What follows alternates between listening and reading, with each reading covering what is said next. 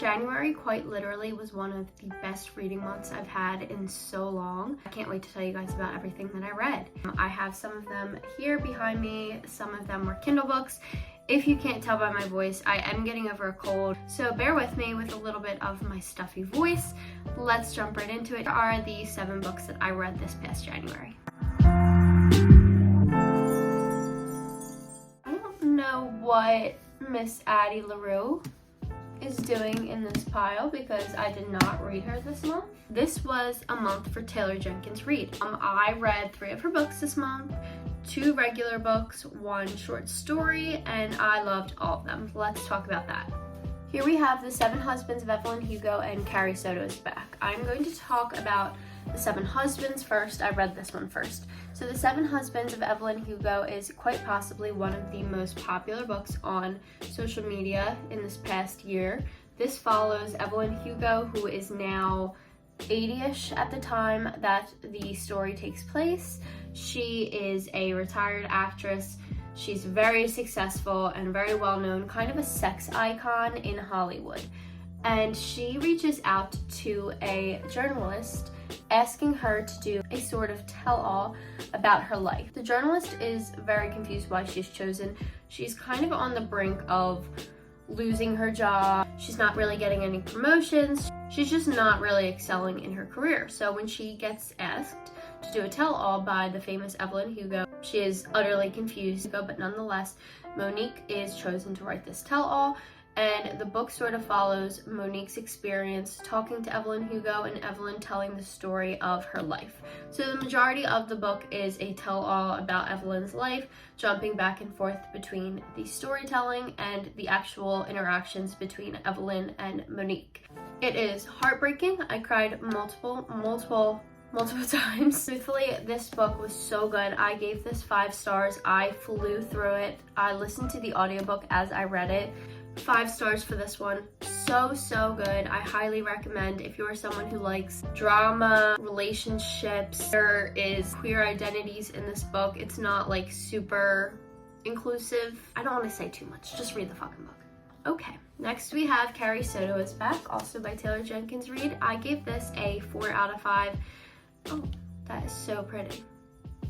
That's gorgeous. The only reason I did not give this a 5, because I truly loved it by the end, was because the beginning was like a bit difficult for me to get into. I just did not feel any connection to the characters or their stories. I just didn't really care for Carrie, but I definitely grew to care about her as I went on. It just started off, I felt really detached from her. I'm not sure if anybody else felt that way. That's how I felt. So this is about Carrie Soto, who I believe is in her late 30s. And she is this extremely talented and successful ex-tennis player. She holds the record for the most Grand Slam titles. Her record is being threatened by a new, younger tennis player, so she re-enters the game to try to win back her title. And it follows her experience re-entering the game. The book talks a lot about the female experience, especially in a male-dominated industry like sports, and it is heartbreaking, the things that are said about Carrie. The way Taylor Jenkins Reid can just like perfectly encapsulate the female experience is just out of this world, and that is why this is getting a 4 out of 5. Incredible story. It's just like the way that she writes female characters and the way that when you're reading it, you just relate and you just like feel their pain. It's just so good. So I highly recommend this one as well. I just didn't like it as much as The 7 Husbands. And the last Taylor Jenkins Reid book that I read for the month was Evidence of the Affair. This is a short story. It is about like 80-90 pages, I believe, and it is written in letter format. So it is about a woman who's being cheated on by her husband, and she is sending letters back and forth with the husband of the woman her husband is cheating with. Did that make sense? I'm not sure. It is very interesting. It is letters back and forth between these 2 people who are being cheated on, and it follows their experience. It's super relatable, and it is super heartbreaking and also juicy. If you're looking for something to just kind of like get you out of a reading slump and entertain you, I highly recommend reading this. It was so good.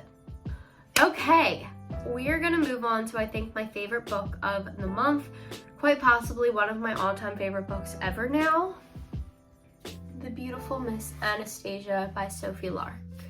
This is the first Sophie Lark book I have ever read, and it will not be the last because this woman can write. I loved it. So if you're unfamiliar, Anastasia follows the actual story of the Romanovs, they were Russian royalty in, I believe, 1900.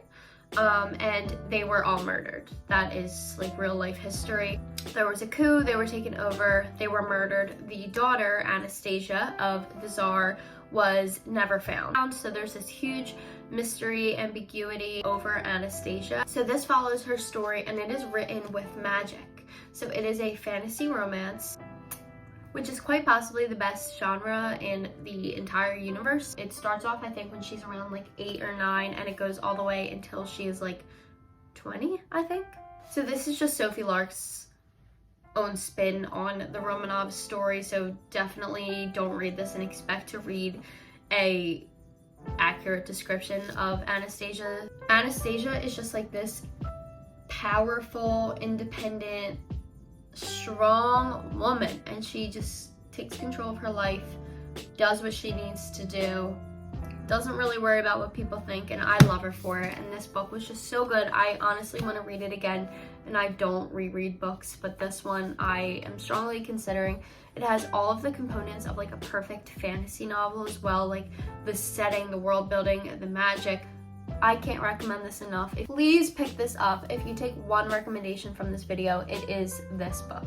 The next book we're going to talk about is Token Black Girl by Danielle Prescott. I gave this a 3.5 out of 5. It was super interesting. So it's advertised as Danielle Prescott's memoir, growing up Black in a predominantly white area. Super interesting. Only thing is, it was very personal to her experience, and her experience very interesting. She worked with a lot of media outlets, and you hear a lot about racist things that they have all done, but it's much more personal rather than like a researched, and I was kind of expecting a little bit more of like research and like a deep dive into the topic, but it was more personal, which it's advertised as a memoir, so that's my bad. But regardless, I highly recommend it. I think it's a great book to pick up. Next we have The Writing Retreat by Julia Bartz. I read this as an ARC.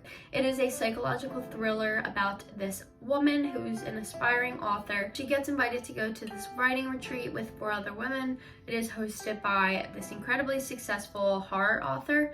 And the woman who is living in this estate, the author, is extremely unconventional in the ways that she runs this retreat, in the ways that she talks to the women, has them live with her. It is just very unconventional and a little bit bizarre, the things they talk about, the way they interact with each other. And to make matters worse, the main character that we are following, she is there with her ex-best friend. So there's tension already from that relationship, and then there's just added tension from the oddness of this retreat. It's super interesting, and I highly recommend reading it. I just wish the middle had a little bit more tension building. It felt like, I wish there was just a little bit more action stuff to kind of make me spooked. It just felt a little bit slow in the middle for me. The ending was really good, the beginning was really good, the middle just could have used a little bit of a pace change. I gave this a 3.75 out of 5. I highly recommend it. I thought it was super interesting, and I think you would love it if you like psychological thrillers. And the last book I'm going to talk about is The Stolen Heir by Miss Holly Black. I love Holly Black. If you're unfamiliar with Holly Black and her universe of writing, she wrote the Cruel Prince trilogy, which is in the Elfame universe. This also takes place in the Elfame universe, just I think 8 years later or something like that. I highly recommend reading the Cruel Prince trilogy before this. I think people are saying you don't have to. Like, I feel like I've seen people on social media say like, no, you don't have to, you can just read this. Don't listen to them. You need to, because this will make absolutely no sense and you'll have no connection to the characters. Read the trilogy first. Read The Cruel Prince, The Queen of Nothing, The Wicked King. I forget what order it's in. I think I mixed those two up. Read those before you read this. I'm giving this a 4.5 out of 5. The only reason I'm not giving it a 5, because I truly loved it, is because I didn't do a reread before I read this, and I spent so much time confused that it kind of took away from the fun of reading. I don't know if I was really supposed to be confused, but like so many of the characters and like their stories, I was just like, what are we talking about? And I just wish I reread, or at least like did a big recap on the trilogy before I did this, because I think I would understand this a lot quicker. Overall though, phenomenal book. Holly Black writes fantasy so good. She always pulls out these ridiculous twists at the end where you're like, yes, like she does it every time. It is so good. If you're looking for a fantasy series to start, I so recommend reading those and then reading this. Okay, that's everything for my January wrap up. So many good books, like I said, for this month, and I have already quite a few good books for February, and I can't wait to talk about those at the end of the month, so stay tuned for that. If you read any of these books, or if you end up reading any of them, please come back and comment and let me know your thoughts. If you agree, disagree, anything, let me know. I love to hear from you guys, so let me know your thoughts. Thank you guys for watching, and I hope you have a fantastic rest of your day.